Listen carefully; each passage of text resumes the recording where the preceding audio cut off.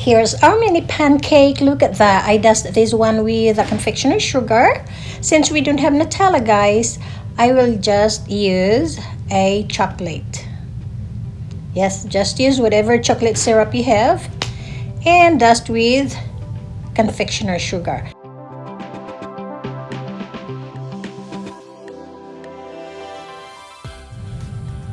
Ta-da! My mini pancake. Good morning, guys. Sorry, andito ako behind my chair, guys. Dahil I'm just using my natural lights. Ang ating ring light ay nasira. So, ngayong umaga, sasabihin ko sa inyo na magawa tayo ng mini pancakes. Yes, mini pancakes, guys. Pero gagawin natin manually dahil wala tayong pangluto niya. Yung mini pancakes as big as this. Oh, yummy. Gusto ng mga bata yan. Okay, let's do it. So ngayon, guys, ito ang ating i-mix ng ating mini pancake. I-melt natin siya dito dahil ito ang pinaka-easy na gagawin. Sa lahat ng mga walang microwave, ganito gagawin ninyo to melt your butter.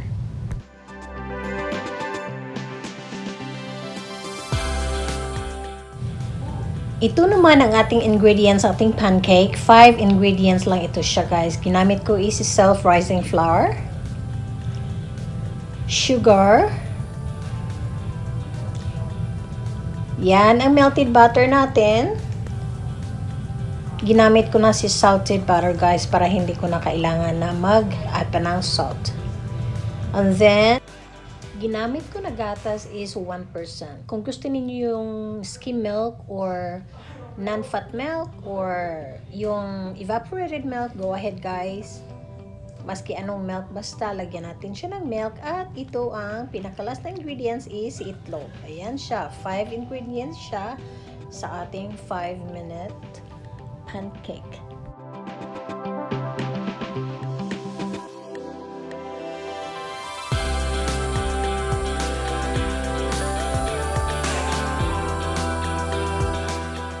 I have here 3 sets of measuring cup. Ang gagamitin ko ay itong pinaka last dahil meron siyang 3/4 para buhos na lang tayo, di ba? May 1 cup tayo, may 3/4, kailangan natin siya at si 1/4.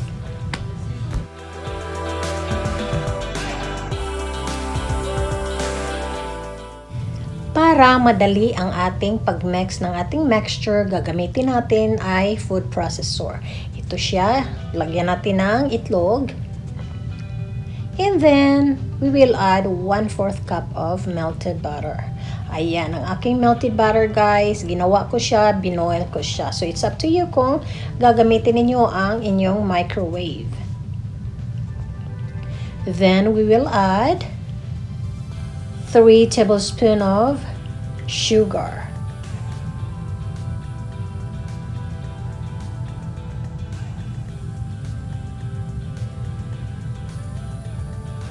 And then 3/4 cup of milk.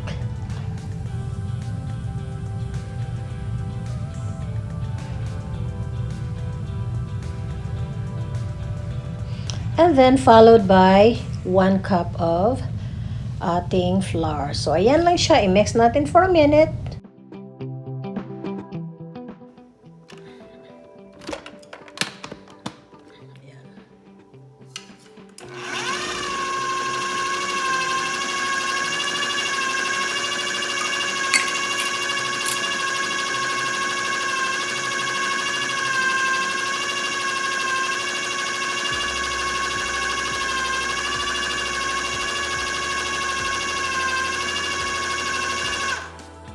So that's how easy it is.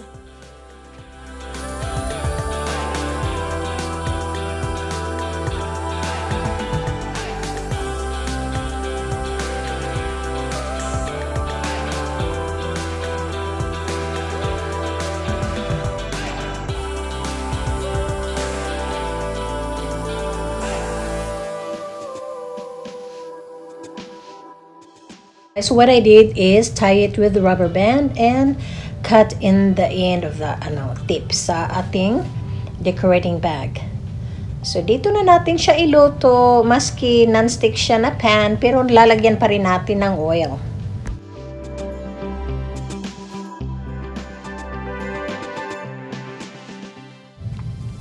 Itong mini pancake guys is very popular siya sa Amsterdam.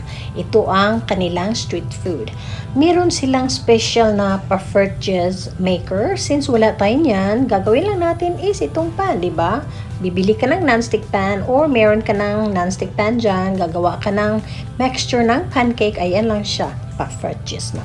Di ba? Napaka-easy lang niyang gagawin. You don't need Poffertjes maker.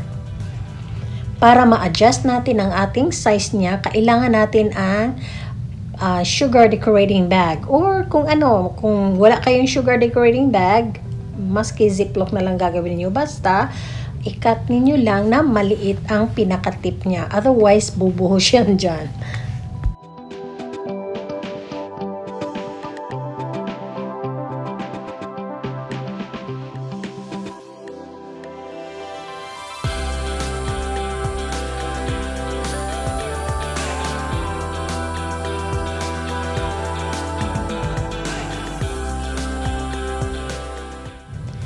Ito ang aking pancake flipper guys. Silicone siya and bendable. Ayan, maganda siya. Ang tip niya is napakaganda niya. Gusto ng anak ko ito gagamitin pag mag-pancake kami. Ayan siya, bendable.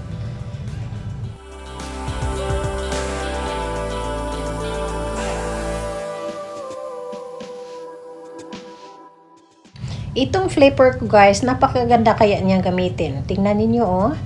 Dahil mabend kasi siya, kaya madali siyang makaflip ng mga pancake. Gustong-gusto talaga ito ng mga anak ko. Kaya one time nung nabili ko siya, parang araw-araw yata sila gumagawa ng pancake.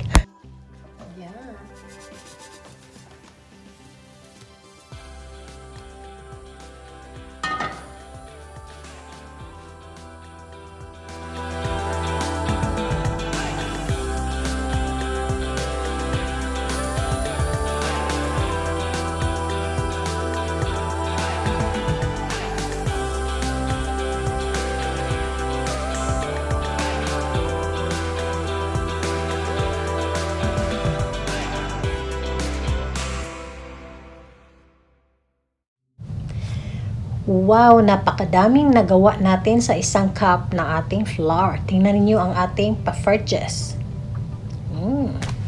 Smell good.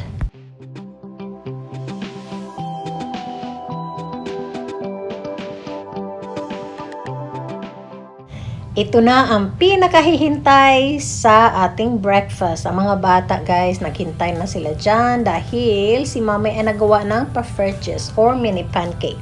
Doon sa Amsterdam guys, napakadami nilang gumagawa ng street food na ito nga, Poffertjes. Pero meron silang Poffertjes maker.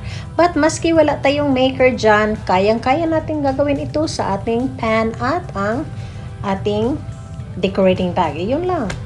So, tikman na natin ngayon. Okay, let's dig in.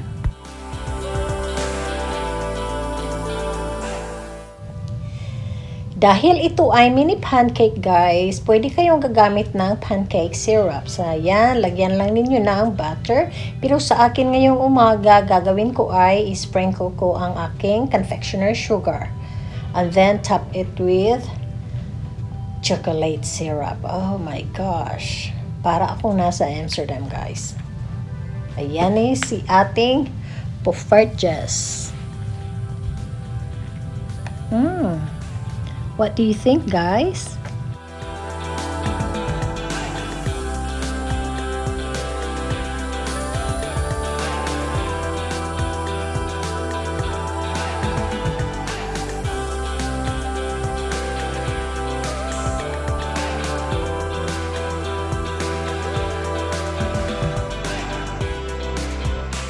So this is our Poffertjes.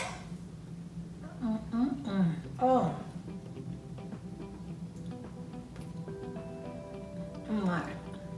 Wow guys, you better make this Poffertjes. The kids love this one because it's so tiny and it looks so cutesy. So good. You can use chopsticks or fork because you know why? It will stick. The sugar will just stick to that. Every bite is like big.